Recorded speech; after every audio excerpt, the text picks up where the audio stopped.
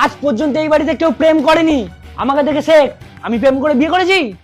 ওই তো এরকম থোবড়া, ওই থোবড়া দেখে কেই বা প্রেম করতো? মা ছিল বলে আজ তোর ভাগ্যে এরকম একটা ভালো বউ জুটেছে, নাহলে তোর বিয়েই হতো না। ভালোবাসার কি বুঝিস রে তুই? ভালোবাসার ওই লাইনটা বলতে পারবি?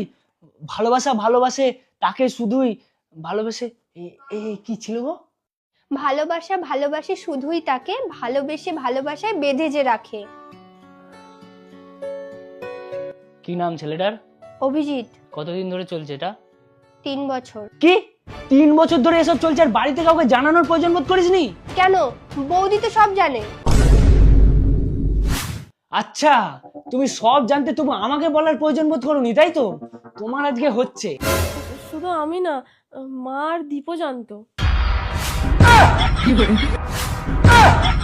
বাহ, বাড়ির সবাই জানে ব্যাপারটা, শুধু আমি জানি না, তাই তো? তাহলে এখন আমায় বলছিস কেন? একেবারে বিয়ে করেই চলে আসতিস।